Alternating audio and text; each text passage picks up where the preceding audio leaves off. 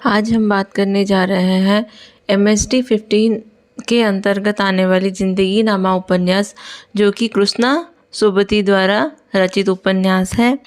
जिंदगी नामा उपन्यास जो कि 1979 में प्रकाशित हुआ था। इसके लिए कृष्णा सोबती जी को 2017 में ज्ञानपीठ पुरस्कार से भी सम्मानित किया गया है, जो कि एक आंचलिक उपन्यास है जिसमें पंजाब में रहने वाले लोगों के जिंदगी का यथार्थ चित्रण किया गया है। मानवीय स्वतंत्रता और रूढ़ि का प्रतिरोधक इस उपन्यास की विशेषता है। जिंदगी नामा उपन्यास में विभाजन से पूर्व पंजाब के जनजीवन और संस्कृति का अद्भुत, शांत और सद्भावपूर्ण जीवन का दर्शन दर्शाया गया है। आइए हम कुछ हिस्सा कृष्णा सोबती जी के जीवन के बारे में जानते हैं। कृष्णा सोबती का जन्म 18 फरवरी 1925 में हुआ था। गुजरात का वो हिस्सा जो कि अब पाकिस्तान में है, उनका जन्म वहाँ पे हुआ था। उनकी भारत और पाकिस्तान के विभाजन के बाद वो दिल्ली में आकर बस गई थी और तब से वहीं रहकर साहित्य सेवा कर रही थी। उन्होंने 1980 को जिंदगी नामा के लिए साहित्य अकादमी पुरस्कार मिला और 1996 में उन्हें साहित्य अकादमी का पुरस्कार सम्मानित किया गया। 2017 में उन्हें हमारे साहित्य का सर्वोच्च सम्मान पुरस्कार ज्ञानपीठ पुरस्कार से भी सम्मानित किया गया है। कृष्णा सोबती सामान्यतः कहानी लेखिका रही हैं। उनकी कहानी बादलों के घेरे नामक संग्रह में संकलित है। इनका निधन 25 जनवरी 2019 को एक लंबी बीमारी के बाद सुबह 8:30 बजे एक निजी अस्पताल में हो गई। कृष्णा सोबती के जीवन परिचय। आइए अब जानते हैं जिंदगी नामा उपन्यास के कथानक एवं पात्र चरित्र के बारे में। इसका मुख्यतः पहला पात्र कहा जा सकता है सहानी, जो कि मुख्य नारी पात्र को प्रस्तुत करती है, जो कि एक हवेली की मालकिन है और साहाजी की पत्नी है, दूसरी पत्नी। साहाजी जो कि गांव के जमींदार है। सहानी उनकी दूसरी पत्नी है, क्योंकि उनकी पहली पत्नी की मृत्यु हो गई है। अन्य मुख्य चरित्र आता है मेहरी चाची, जो कि सहानी के प्रति अपना प्रेम भाव रखती है और वो चाहती है कि सहानी जल्द से जल्द माँ बने। और उसके बाद आता है लाली साहा, जो कि सहानी और साहाजी का पुत्र है। राबिया, जो कि लाली साहा की देखभाल करती है, साहाजी के प्रति आकर्षण भाव रखती है। हाँ, इसके बाद अन्य पात्र आते हैं साहाजी के छोटे भाई काशी साहा और भाभी बिंद्रायणी, फतेह और सीरी। जिंदगी नामा एक ऐसा दिलचस्प उपन्यास है जिसमें ना कोई नायक है और ना कोई खलनायक है। इसमें पंजाब का एक ऐसा गांव है जो कि डेरा जट्टा गांव है, जिसमें रहने वाले जिंदा दिली जाहबाज लोग हैं। जिंदगी नामा की कहानी इन्हीं लोगों के साथ बढ़ती है और इन लोगों के साथ ही खेत खलियान, पर्व त्योहार, लड़ाई झगड़ा से गुजरते हुए सूदखोरी, साहूकार और गरीब किसान के दिल का जायज़ लेती है।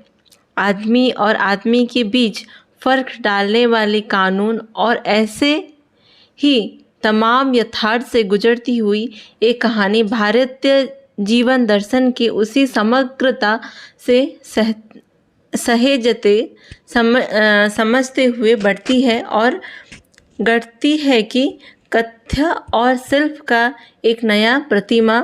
जिंदगी नामा के पन्नों में आपको बादशाह और फ़कीर, शहंशाह और दरवेश और किसान एक साथ खेतों में मुंडेरों पर खड़े मिलेंगे।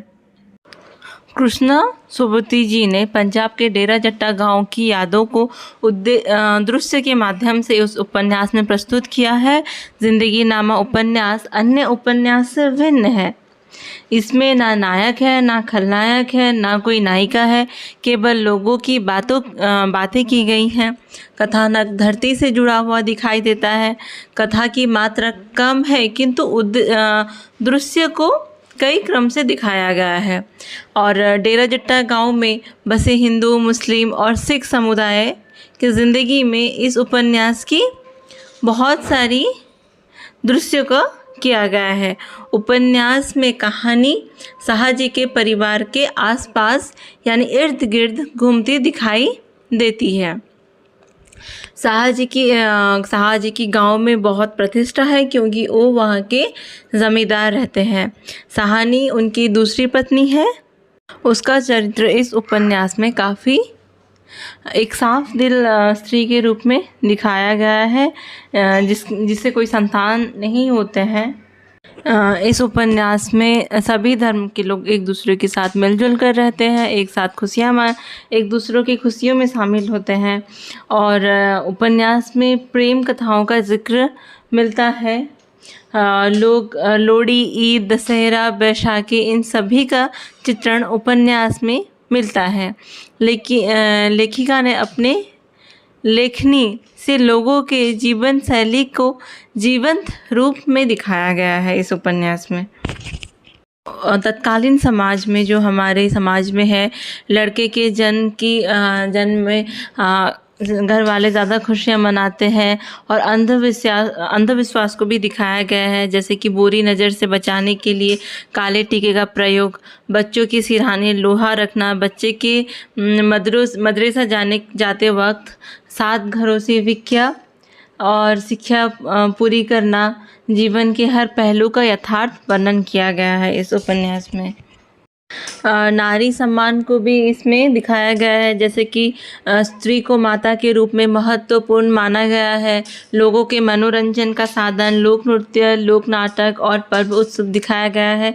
पंजाब के लोगों के प्रेम, लड़ाई, औरतों का सौतिया प्रतिशोध, हत्या, जमीन जायदाद का सवाल, फौजी जीवन, इन सब का सूक्ष्म वर्णन किया गया है।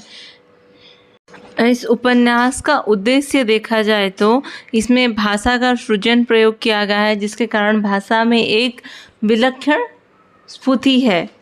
पात्रों का चरित्र चित्रण के लिए चरित्र सृष्टि ना करके पंजाब के सामाजिक सांस्कृतिक परिवेश का चित्रण द्वारा सृष्टि की गई है। उपन्यास के माध्यम से लेखिका का उद्देश्य ये है कि पंजाब अंचल के जीवन, रूढ़ियाँ और अंधविश्वास का खंडन कर प्रगतिशील विचारों का साथ समाज सुधार होना।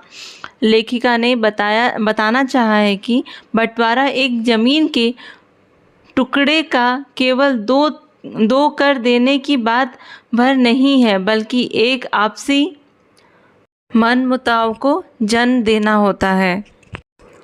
इस उपन्यास में कृष्णा सोबती जी ने अपने लेखनी में एक नया प्रयोग किया है और पंजाबी लहजे और साहित्यिक वर्णन का रचनात्मक ढंग से प्रयोग किया है।